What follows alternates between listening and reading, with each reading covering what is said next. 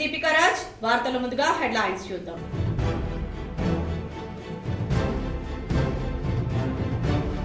ఢిల్లీలో ముగిసిన మాజీ ప్రధాని మన్మోహన్ సింగ్ అంత్యక్రియలు. పార్థివ దేహానికి ప్రభుత్వ లాంఛనాలతో అంతిమ సంస్కారాలు పూర్తి. పాల్గొన్న ప్రముఖులు.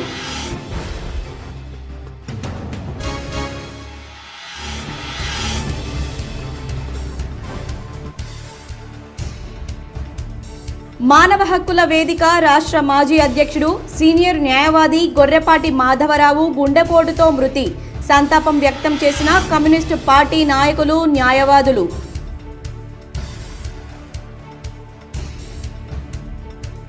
నిజామాబాద్కు జనవరి 2వ తేదీన జస్టిస్ షమీం అఖ్తర్ ఏకసభ్య కమిషన్ పర్యటన.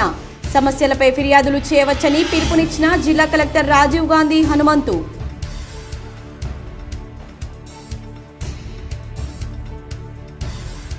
నిజామాబాద్లో ఎస్ఎస్ఆర్ విద్యా సంస్థలకు దక్కిన అరుదైన NAAC accredited B++ grade. Media సమావేశంలో వివరాలు వెల్లడించిన విద్యా సంస్థల chairman doctor S Maraiah Goud.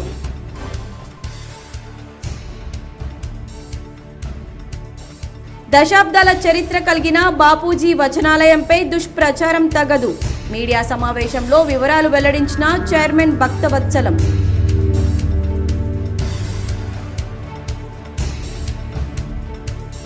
Kamareddy జిల్లాలో ముగ్గురు మృతి వీడని మిస్టరీ. సీసీ ఫుటేజీ, వాట్సాప్ చాటింగ్లే కీలక ఆధారం. అన్ని కోణాల్లో దర్యాప్తు చేస్తున్న పోలీసు అధికారులు.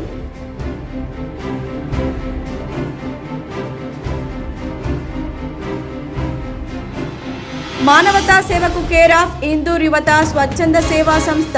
వార్షికోత్సవ వేడుకల్లో పాల్గొన్న ఎమ్మెల్సీ ప్రొఫెసర్ కోదండరాం.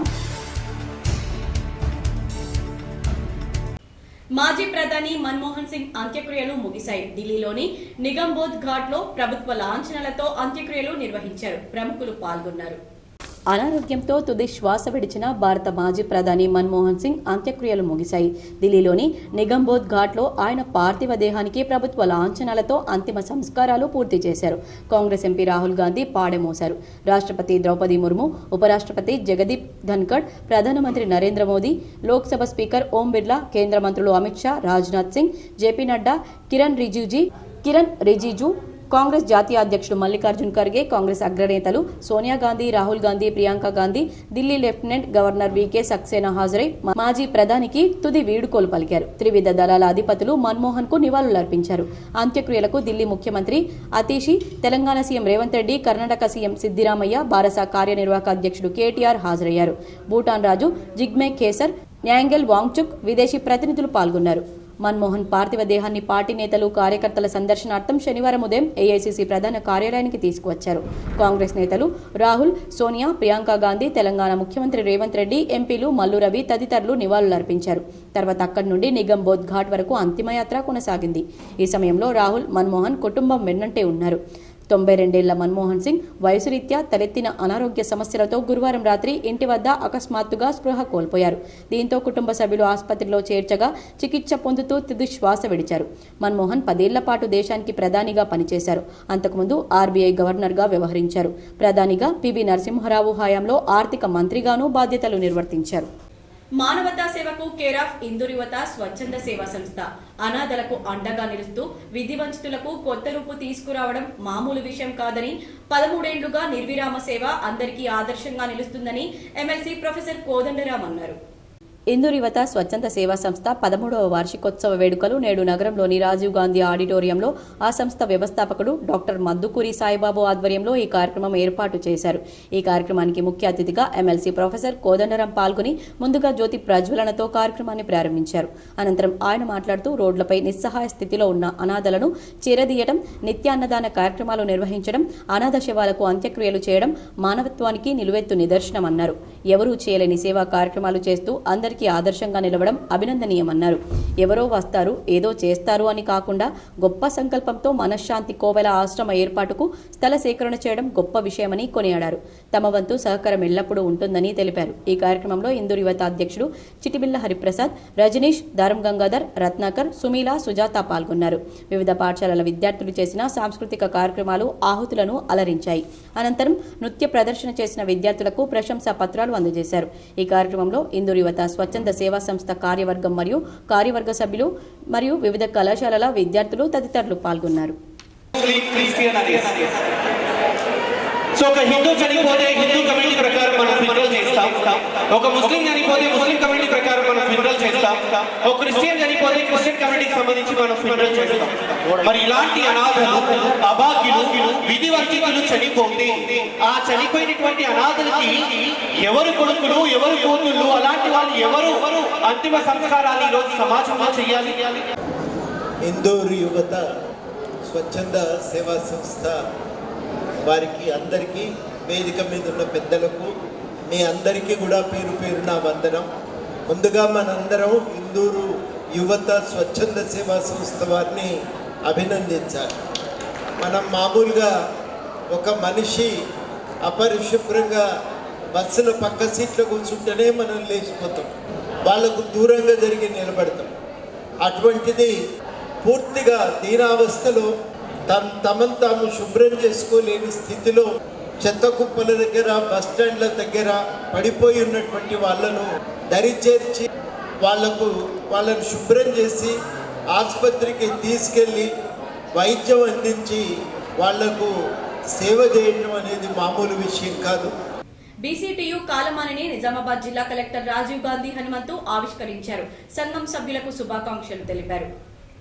ఈరోజు జిల్లా కలెక్టరేట్ కార్యాలయంలో బీసీ ఉపాధ్యాయ సంఘం నూతన సంవత్సర క్యాలెండర్ను నిజామాబాద్ జిల్లా కలెక్టర్ రాజీవ్ గాంధీ హనుమంతు తన ఛాంబర్లో ఆవిష్కరించారు. ఈ సందర్భంగా కలెక్టర్ మాట్లాడుతూ ప్రభుత్వ పాఠశాలలో మధ్యాహ్న భోజన పథకంలో నాణ్యతా ప్రమాణాలు పాటించాలన్నారు. బీసీటీయూ జిల్లా అధ్యక్షులు మాడవేడి వినోద్ కుమార్ మాట్లాడుతూ వాయిదా వేసిన సెప్టెంబర్ 5 ఉపాధ్యాయ దినోత్సవ అవార్డు కార్యక్రమాన్ని నిర్వహించాలని కోరగా త్వరలో ఏర్పాటు చేద్దామన్నారు. తదుపరి బీసీటీయూ ఆధ్వర్యంలో జనవరి 5వ తేదీన నిర్వహించే సావిత్రిబాయి పులే పురస్కారాల కరపత్రాలను ఆవిష్కరించారు.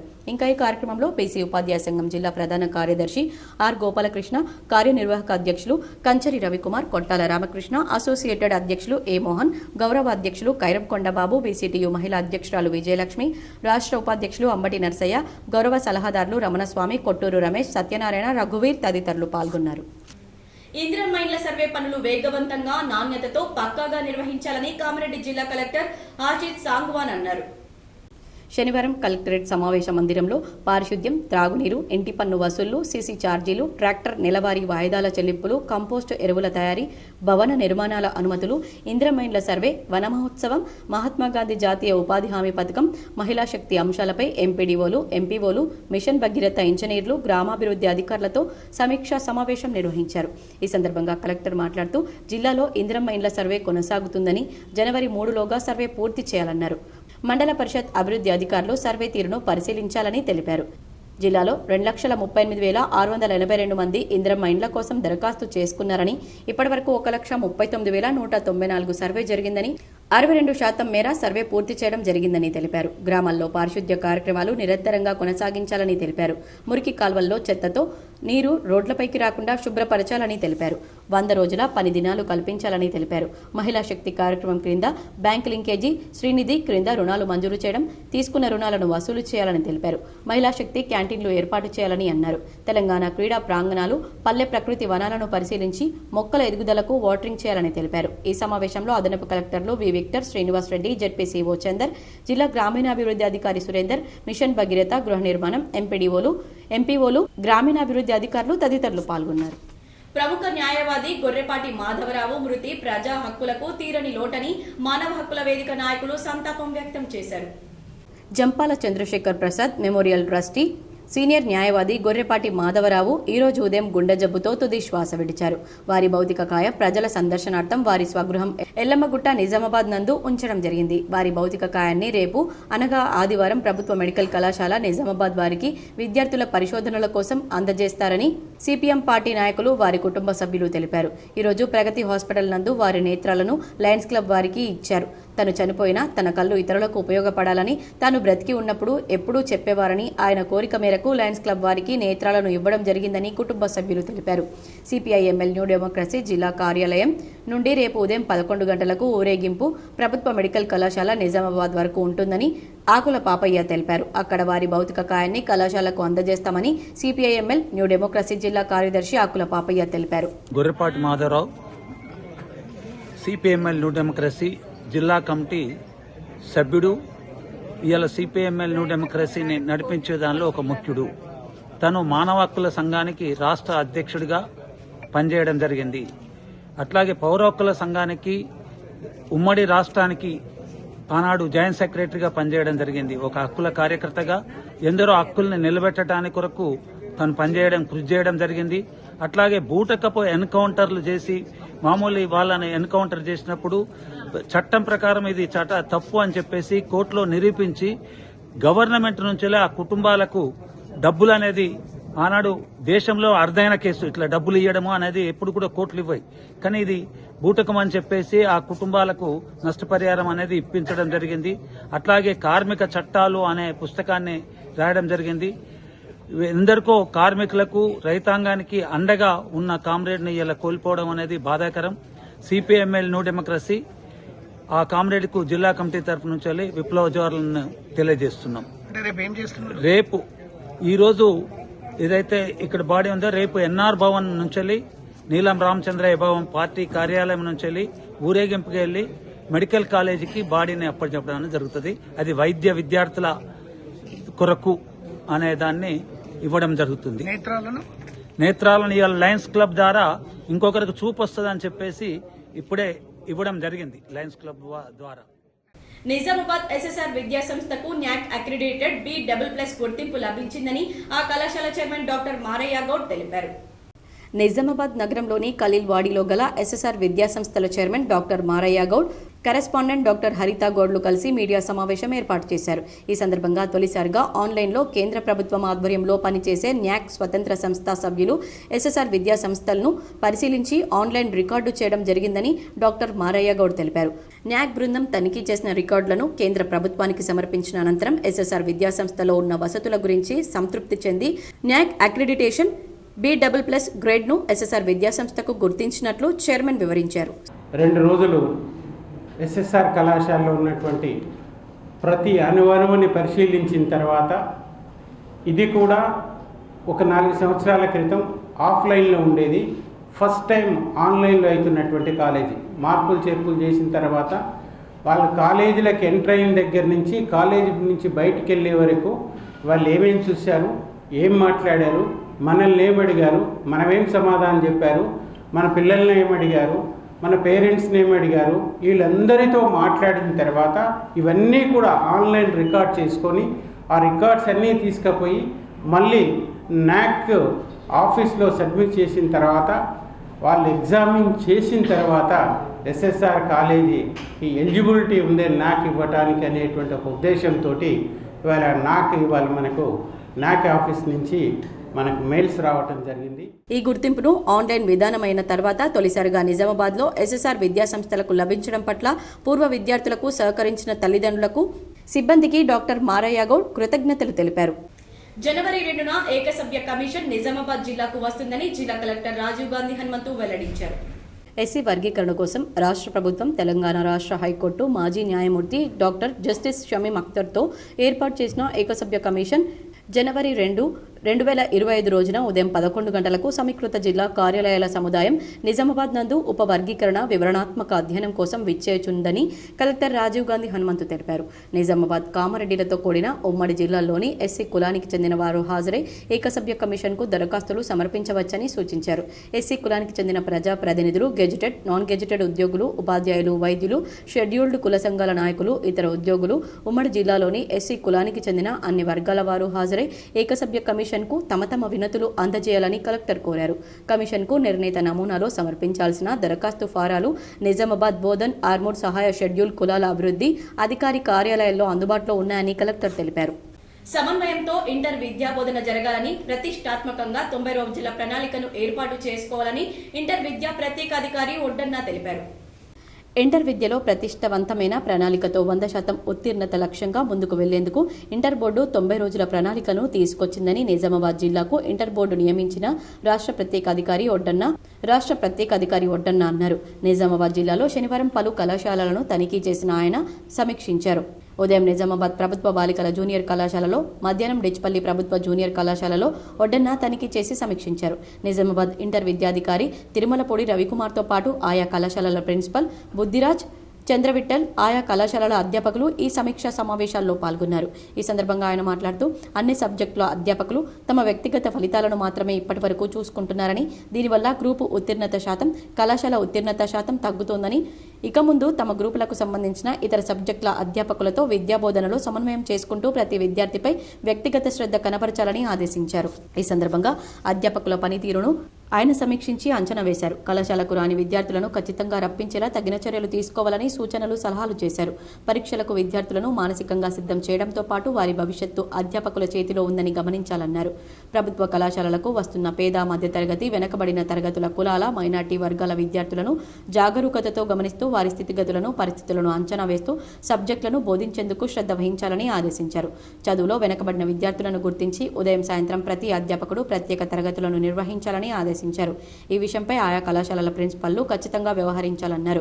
జిల్లా ఇంటర్ విద్యాధికారి తిరుమలపూడి రవికుమార్ మాట్లాడుతూ ఇదివరకే 90 రోజుల ప్రణాళికపై అన్ని కళాశాలల అధ్యాపకులతో, ప్రిన్సిపల్లతో సమావేశాలు నిర్వహించామని, అయినప్పటికీ పరిస్థితుల్లో మార్పు రాకపోతే ఉన్నతాధికారులకు నివేదికలు సమర్పిస్తానని హెచ్చరించారు. వచ్చే ప్రయోగ పరీక్షలను, వార్షిక పరీక్షలను ప్రతిష్టాత్మకంగా తీసుకుని అధ్యాపకులు విద్యాబోధనపై శ్రద్ధ వహించాలన్నారు. వచ్చే ప్రీ ఫైనల్ పరీక్షల నాటికి ప్రతి విద్యార్థికి తాము ఉత్తీర్ణులమవుతామన్న భరోసాను కల్పించేందుకు అధ్యాపకులు కృషి చేయాలన్నారు. సమావేశంలో ఆయా కళాశాలల ప్రిన్సిపల్స్తో పాటు అధ్యాపకులు పాల్గొన్నారు. నిజామాబాద్ జిల్లా కోర్టులో సీనియర్ న్యాయవాది, మానవ హక్కుల వేదిక రాష్ట్ర మాజీ అధ్యక్షులు గొర్రెపాటి మాధవరావు ఈ రోజు ఉదయం గుండెపోటుతో మరణించారు. కమ్యూనిస్టు పార్టీ నేతలు, న్యాయవాదులు సంతాపం వ్యక్తం చేశారు. న్యాయవాది గొర్రెపాటి మాధవరావు గుండెపోటుతో ఈ రోజు ఉదయం మరణించినందున ఆయన మృతికి సిపిఎం పార్టీ జిల్లా కమిటీ తరపున ప్రగాఢ సంతాపాన్ని, సానుభూతిని వ్యక్తం చేశారు. ఆయన మృతదేహం పైన పూలదండ వేసి నివాళులు అర్పించిన అనంతరం సిపిఎం జిల్లా కార్యదర్శి ఏ రమేష్ బాబు మాట్లాడుతూ విద్యార్థి దశ నుంచే ప్రజా ఉద్యమాల పట్ల అంకిత భావంతో పనిచేసిన మాధవరావు అనేక మంది అభాగ్యులకు న్యాయవాదిగా బాసటగా నిలిచి వారి పక్షాన పోరాటం చేయడంతో పాటు పాలకులు, యాజమాన్యాలు, పేదల పట్ల, కార్మికుల పట్ల చేసే అన్యాయాలకు వ్యతిరేకంగా కోర్టులో తన వాదనలను వినిపించి రక్షణ పోరాటం చేశారని, అటువంటి మానవతావాది అకస్మాత్తుగా చనిపోవడం ప్రజా హక్కులకు, ఉద్యమాలకు తీరని లోటని ఆయన అన్నారు. వారి మృతికి సంతాపం తెలియజేసి కుటుంబ సభ్యులకు సానుభూతిని తెలిపారు. ఈ కార్యక్రమంలో సిపిఎం పార్టీ జిల్లా కార్యదర్శి వర్గ సభ్యులు పెద్ది వెంకటరాములు, పల్లపు వెంకటేష్ మరియు నాయకులు రామ్మోహన్ రావు, శిల్పలింగం, ఈవీఎల్ నారాయణ, అనసూయమ్మ, కటారి రాములు తదితరులు పాల్గొన్నారు. ఉమ్మడి జిల్లా స్థానిక సంస్థల ఎమ్మెల్సీ కవిత రేపు జిల్లాకు రానున్నారు. ఆమెకు ఘన స్వాగతం పలికేందుకు గులాబీ శ్రేణులు విస్తృత ఏర్పాట్లు చేస్తున్నాయి. కేంద్రంలోని బీజేపీ అక్రమ కేసులతో ఎన్ని నిర్బంధాలకు గురి చేసినా ముక్కవోరి ధైర్యంతో ప్రజాక్షేత్రంలో పోరాడుతున్న ఎమ్మెల్సీ కవిత ఆదివారం జిల్లాకు రానున్నారని బీఆర్ఎస్ పార్టీ జిల్లా అధ్యక్షుడు, మాజీ ఎమ్మెల్యే జీవన్ రెడ్డి శుక్రవారం తెలిపారు. ఈ నెల 29న ఉదయం హైదరాబాద్ నుంచి బయలుదేరి నిజామాబాద్కు చేరుకుంటారని డిచ్పల్లి వద్ద బీఆర్ఎస్ నాయకులు, కార్యకర్తలు ఘన స్వాగతం పలుకుతారన్నారు. అనంతరం బైపాస్ రోడ్డు మీదుగా సుభాష్ నగర్, ఎస్ఎఫ్ఎస్ సర్కిల్ వరకు భారీ ర్యాలీ నిర్వహించనున్నట్లు తెలిపారు. కవితకు ఘన స్వాగతం పలికేందుకు కార్యకర్తలు, ప్రజలు పెద్ద ఎత్తున తరలి రావాలని జీవన్ రెడ్డి పిలుపునిచ్చారు. ఎస్ఎఫ్ఎస్ సర్కిల్ వద్దనున్న తెలంగాణ తల్లి విగ్రహానికి ఎమ్మెల్సీ కవిత పుష్పాంజలి ఘటించనున్నారు. అనంతరం కార్యకర్తలను ఉద్దేశించి ఆమె ప్రసంగిస్తారని జీవన్ రెడ్డి తెలిపారు. దశాబ్దాల చరిత్ర కలిగిన బాపూజీ వచనాలయంపై దుష్ప్రచారం తగదని, ₹1 అవినీతి జరిగిందని నిరూపిస్తే దేనికైనా సిద్ధంగా ఉన్నామని బాపూజీ వచనాలయం చైర్మన్ భక్తవత్సలం పేర్కొన్నారు. 8 దశాబ్దాల చరిత్ర కలిగిన జిల్లా కేంద్రంలోని బాపూజీ వచనాలయాన్ని డిజిటల్ లైబ్రరీగా తీర్చిదిద్దడమే తన ముందున్న ప్రధాన కర్తవ్యమని బాపూజీ వచనాలయం చైర్మన్ భక్తవత్సలం నాయుడు పేర్కొన్నారు. తమ స్వలాభం కోసం దురుద్దేశంతో బాపూజీ వచనాలయంపై తనపై నిరాధారణ ఆరోపణలు చేస్తూ కోర్టులో కేసులు వేస్తూ ఎంతో మంది నిరుద్యోగులకు ఉద్యోగాలు అందించిన బాపూజీ వచనాలయాన్ని నిర్వీర్యం చేయాలని కుట్ర పన్నుతున్నారని ఆయన అన్నారు.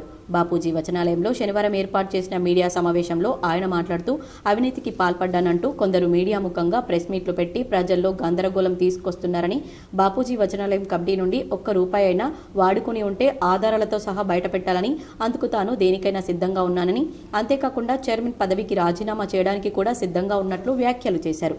గత నెల 28న బాపూజీ వచనాలయానికి జరిగిన ఎన్నికల్లో 2 ప్యానెళ్లు పోటీ పడ్డాయి. ఇందులో మా ప్యానెల్ 19 మంది పోటీ చేయగా మేము చేసిన అభివృద్ధిని చూపి భారీ ఎత్తున గెలిపించారని బాపూజీ వచనాలయ చైర్మన్ భక్తవత్సలం నాయుడు తెలిపారు. గత 5 సంవత్సరాల క్రితం బాపూజీ వచనాలయం సభ్యులు వచనాలయం భవనం శిథిలావస్థకు చేరుకుంది.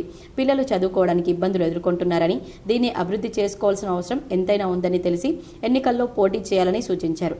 వీరి సూచన మేరకు మా ప్యానెల్ 14 మంది సభ్యులు పోటీ చేసి గెలుపొందారు. ఆ సమయంలో బాపూజీ వచనాలయాన్ని డిజిటల్ లైబ్రరీగా మారుస్తామని, నూతన భవన నిర్మాణం చేపడతామని హామీ ఇచ్చామని, దురదృష్టవశాత్తు 2 సంవత్సరాలు కరోనాతో లైబ్రరీకి రావాల్సిన అద్దెను సరిగా వసూలు కాలేదని, మేము బాధ్యతలు చేపట్టిన సమయంలో 8 లక్షల రూపాయల ఆర్థిక వనరులున్నాయని అన్నారు.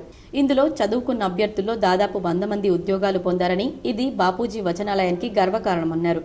చెందూరు నుండి సైకిల్పై ఒక అభ్యర్థి ప్రతిరోజు వచ్చి చదువుకుని ఉద్యోగం సాధించారని గుర్తు చేశారు. అందుబాటులో ఉన్న దాదాపు 60 మందికి సన్మానం చేయడం జరిగిందన్నారు. బాపూజీ వచనాలయానికి ఎంతో చరిత్ర ఉందని, దీని అభివృద్ధికి సహకరించాలని కోరారు. ఈ మీడియా సమావేశంలో కమిటీ సభ్యులు తదితరులు పాల్గొన్నారు. మరి బిల్డింగ్ మొత్తం పడిపోతుంది, మరి మీరు కాంటాక్ట్ చేసి ఎలక్షన్లో కాంటాక్ట్ చేసి మరి దానికి డెవలప్మెంట్ కొరకు మీరు సహకరిస్తే బాగుంటుందని చెప్పి అప్పుడు కొందరు వచ్చి ఇక్కడ ఉన్నటువంటి మెంబర్స్ అందరూ వచ్చి చెప్పడం జరిగింది. నేను వచ్చి చూసి అంతకుముందు నేను కోప్షన్ మెంబర్గా ఉన్నాను. ఇక్కడ వచ్చి మంచిదని ఆలోచించి మరి ఒక ప్యానెల్ తయారు చేసి 5 ఇయర్స్ కింద మేము ఎలక్షన్ కాంటాక్ట్ చేయడం జరిగింది. ఆ 5 ఇయర్స్ కింద కూడా మరి మేము నా యొక్క ప్యానెల్ 14 మంది కూడా టోటల్గా 14 మంది ప్యానెల్ గెలవడం జరిగింది. ఆ రోజు మేము మెంబర్స్ అందరికీ కూడా నిజామాబాద్లో ఎక్కడ మెంబర్స్ ఉంటే కూడా వాళ్ళ ఇంటికి ఆర్మూరు కానివ్వండి, కాలూరు కానివ్వండి, మరి నవిపేట కానివ్వండి, ఎక్కడ మెంబర్స్ ఉంటే వాళ్ళ ఓటర్లను రిక్వెస్ట్ చేసి వాళ్ళకు ఒకటే చెప్పడం జరిగింది. రాబోయే దినాల్లో 5 సంవత్సరాల్లో మేము దీన్ని డిజిటల్ లైబ్రరీగా తీర్చిదిద్దుతాం. అలాగే మరి బీద విద్యార్థులు ఎవరైతే ఉన్నారో చుట్టుపక్కల నుంచి వచ్చి ఇక్కడ చదువుకుంటున్నారో వాళ్ళందరికీ కూడా మంచి సౌకర్యం కల్పించే విధంగా మేము పనిచేస్తామని చెప్పడం జరిగింది. కానీ దురదృష్టవశాత్తు 1.5 సంవత్సరము కరోనా రావడం వల్ల మరి కిరాయిలు రెంట్లు వసూలు చేయడం కానీ మరి ఎటువంటి దాంట్లో మాకు చాలా ఇబ్బంది కలిగింది. మరి మేము వచ్చినప్పుడు ఈ లైబ్రరీలో 8 లక్షల రూపాయలతోని మేము లైబ్రరీ హ్యాండ్ ఓవర్ చేసుకోవడం జరిగింది.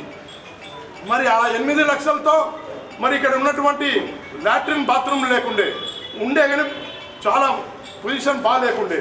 మరి ఆ లాట్రిన్ బాత్రూమ్లో ఉన్నటువంటి 8 లక్షలో లాట్రిన్ బాత్రూమ్ కట్టడం జరిగింది.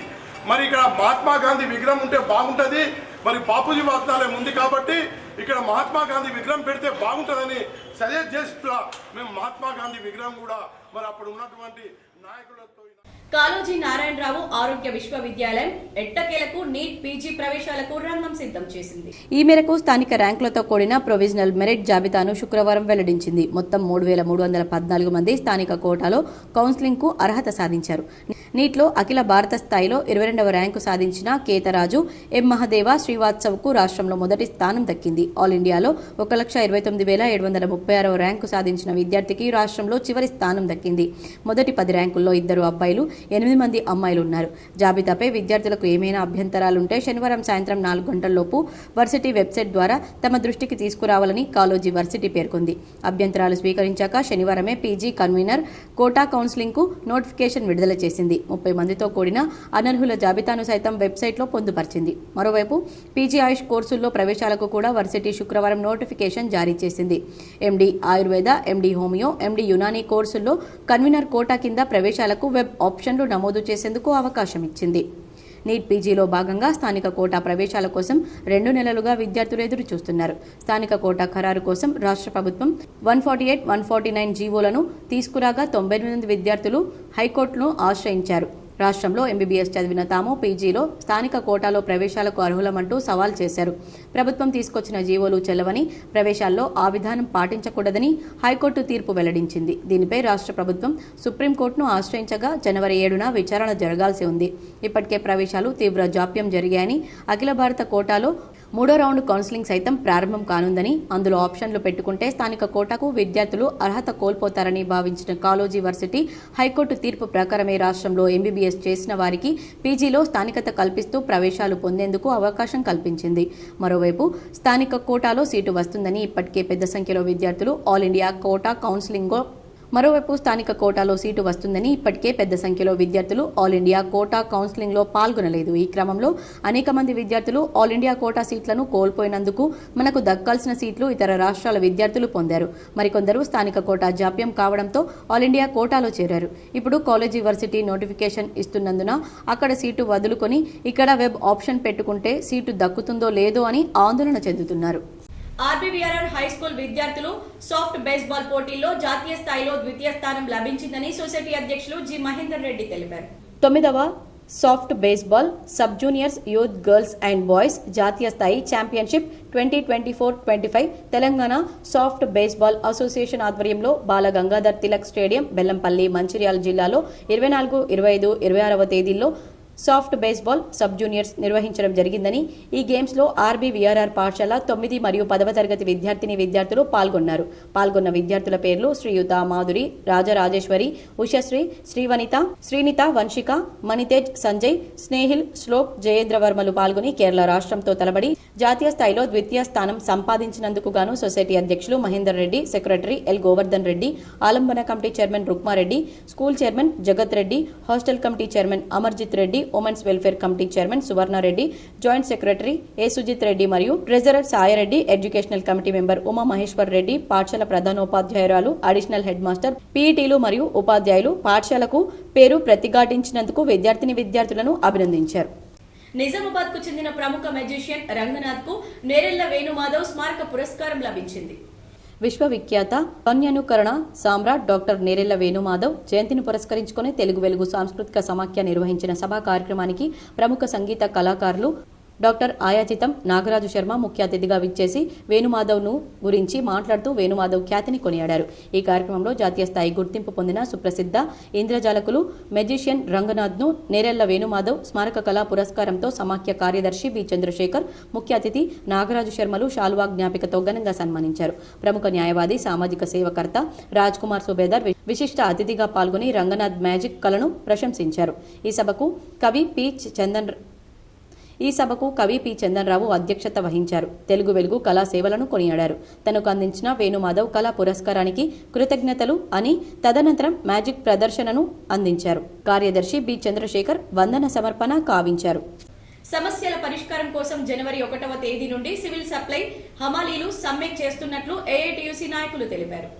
ఈరోజు జిల్లా కలెక్టరేట్ కార్యాలయంలో బీసీ ఉపాధ్యాయ సంఘం నూతన సంవత్సర క్యాలెండర్ను నిజామాబాద్ జిల్లా కలెక్టర్ రాజీవ్ గాంధీ హనుమంతు తన ఛాంబర్లో ఆవిష్కరించారు. ఈ సందర్భంగా కలెక్టర్ మాట్లాడుతూ ప్రభుత్వ పాఠశాలలో మధ్యాహ్న భోజన పథకంలో నాణ్యతా ప్రమాణాలు పాటించాలన్నారు.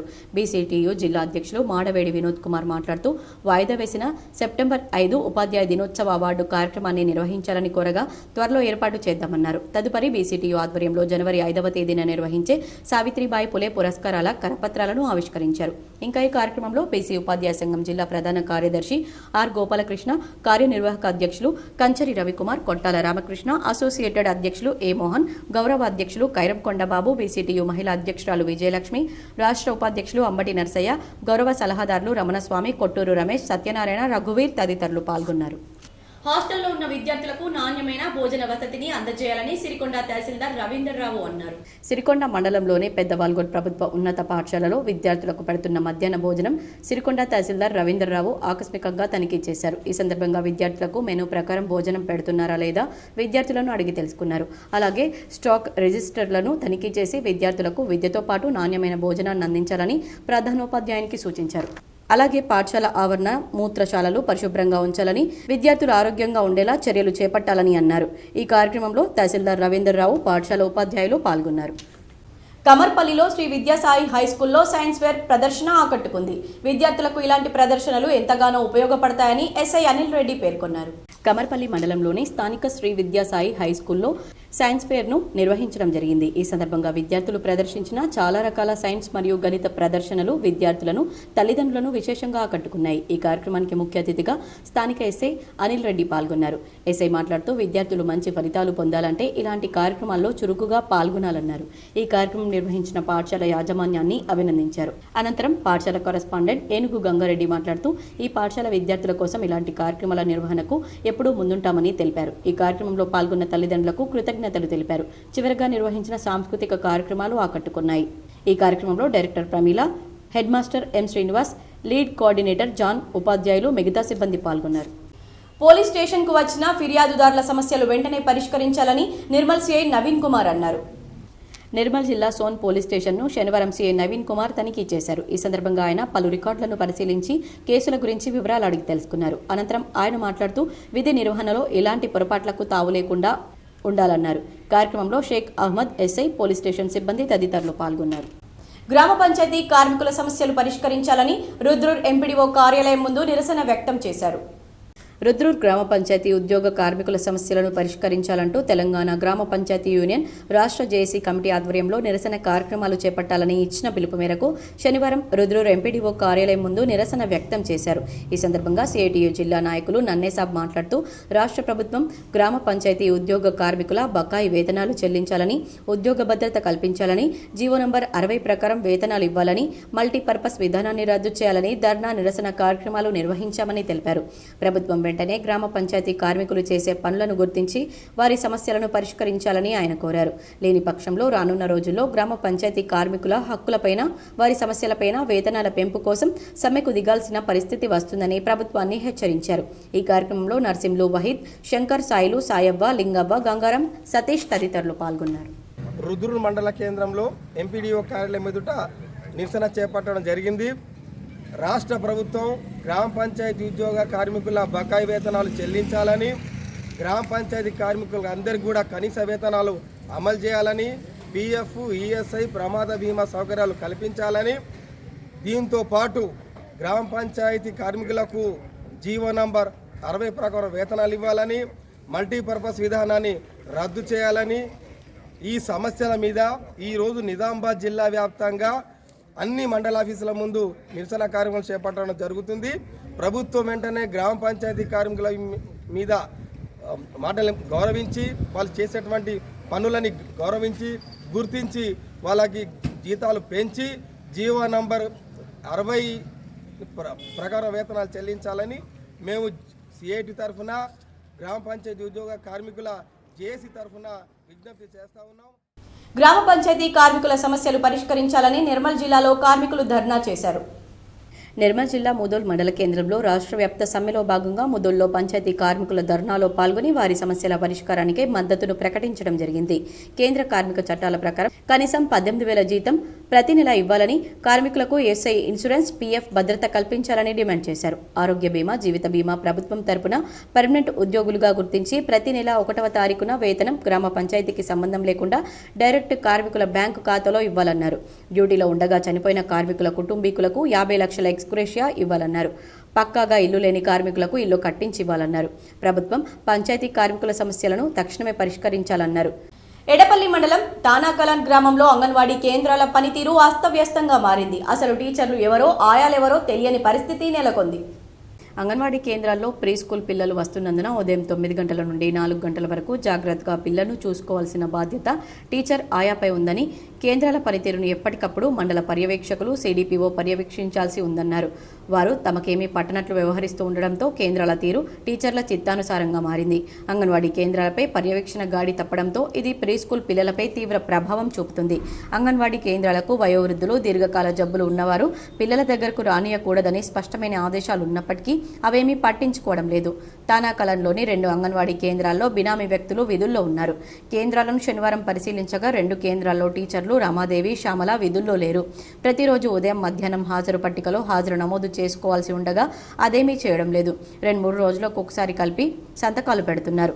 అంగన్వాడీ టీచర్లు గ్రామానికి చెందిన 2 మహిళలను కేంద్రాల్లో ఉంచి వీరు తమ ఇళ్లకే పరిమితమయ్యారు. కేంద్రాల పర్యవేక్షణ, పనితీరు అస్తవ్యస్తంగా మారడంతో పలువురు ఆగ్రహం వ్యక్తం చేస్తున్నారు.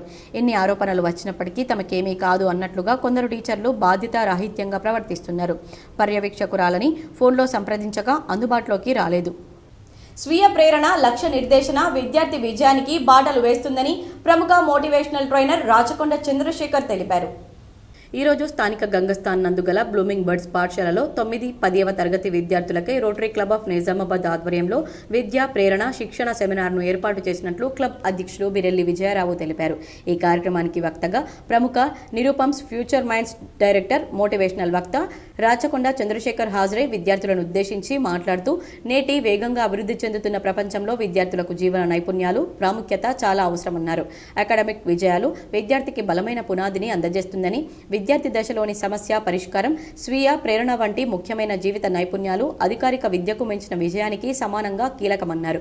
ఈ సామర్థ్యాలు విద్యార్థులను వారి భవిష్యత్తు వృత్తిపరమైన వృత్తికి సిద్ధం చేయడానికి కాకుండా ఎప్పటికప్పుడు మారుతున్న సామాజిక ప్రకృతి దృశ్యంలో వారి వ్యక్తిగత అభివృద్ధికి మరియు అనుకూలతలకు దోహదం చేస్తాయని తెలిపారు.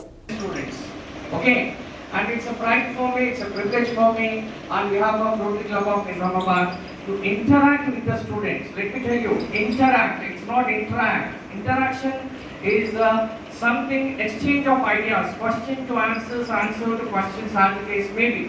So it's nothing like a monologue. Monologue in the sense a person speaking over here, some are listening, some are hearing, some are sleeping, some are dreaming, all these things go on.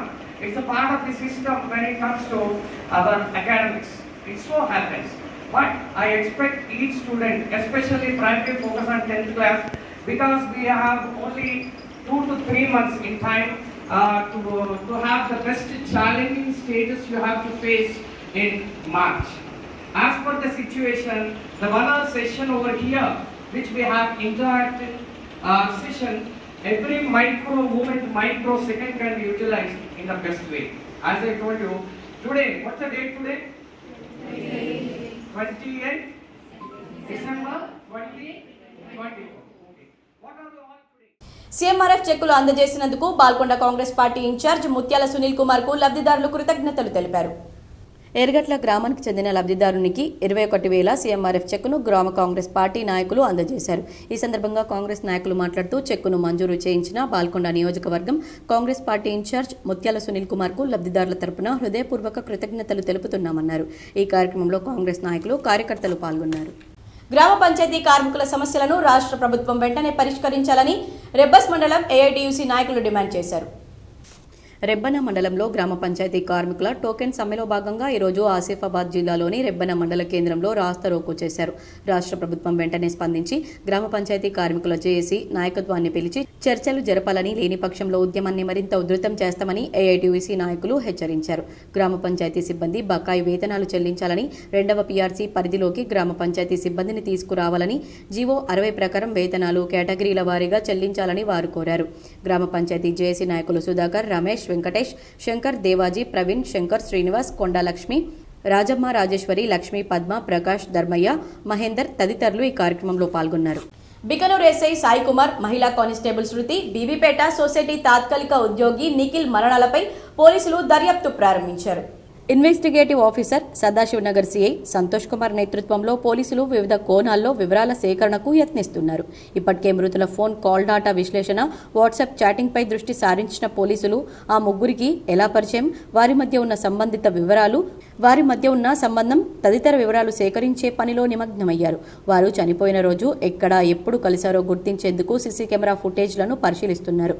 Police శాఖకే చెందిన ఇద్దరు అనుమానాస్పదంగా చనిపోవడంతో రాష్ట్ర వ్యాప్తంగా సంచలనం సృష్టించిన ఈ కేసును త్వరగా కొలిక్కి తెచ్చేందుకు యత్నిస్తున్నారు. డీజీపీ జితేందర్ ఎస్పీ సింధు శర్మకు ఫోన్ చేసి వివరాలు ఆరా తీసినట్లు తెలిసింది. బుధవారం మధ్యాహ్నం తర్వాత అదృశ్యమైన SI constable operator Adloor Yellareddy చెరువులో విగత జీవులుగా తేలారు.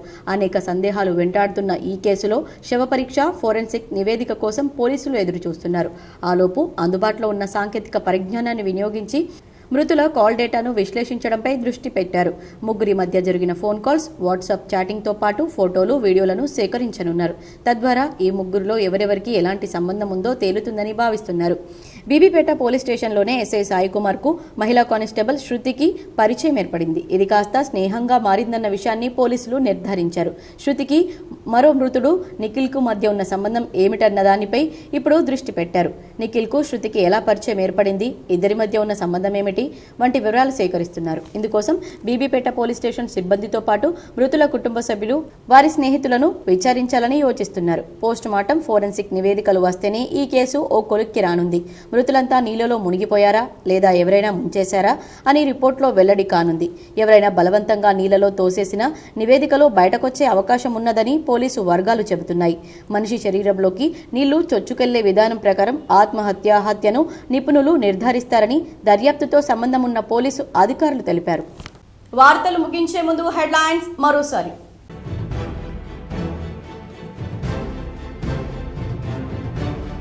ఢిల్లీలో ముగిసిన మాజీ ప్రధాని మన్మోహన్ సింగ్ అంత్యక్రియలు. పార్థివ దేహానికి ప్రభుత్వ లాంఛనాలతో అంతిమ సంస్కారాలు పూర్తి. పాల్గొన్న ప్రముఖులు.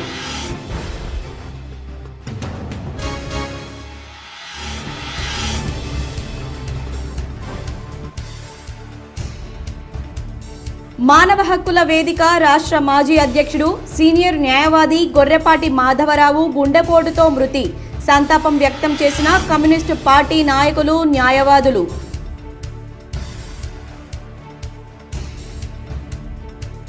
నిజామాబాద్కు జనవరి 2వ తేదీన జస్టిస్ షమీం అఖ్తర్ ఏకసభ్య కమిషన్ పర్యటన. సమస్యలపై ఫిర్యాదులు చేయవచ్చని పిలుపునిచ్చిన జిల్లా కలెక్టర్ రాజీవ్ గాంధీ హనుమంతు.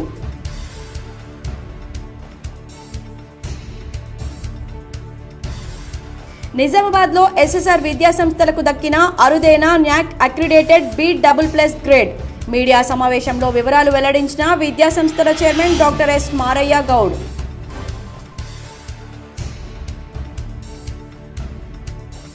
దశాబ్దాల చరిత్ర కలిగిన బాపూజీ వచనాలయంపై దుష్ప్రచారం తగదు. మీడియా సమావేశంలో వివరాలు వెల్లడించిన చైర్మన్ భక్తవత్సలం.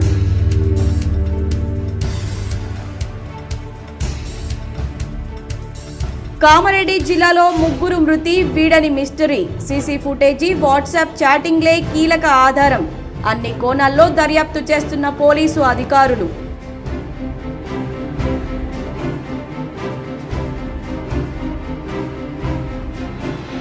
మానవతా సేవకు కేర్ ఆఫ్ ఇందూర్ యువత స్వచ్ఛంద సేవా సంస్థ. వార్షికోత్సవ వేడుకల్లో పాల్గొన్న ఎమ్మెల్సీ ప్రొఫెసర్ కోదండరాం. ఈ వార్తలు ఇంతటితో సమాప్తం. తిరిగి ప్రసారమయ్యే వార్తల్లో మళ్ళీ కలుద్దాం. అంతవరకు చూస్తూనే ఉండండి మీ GTPL.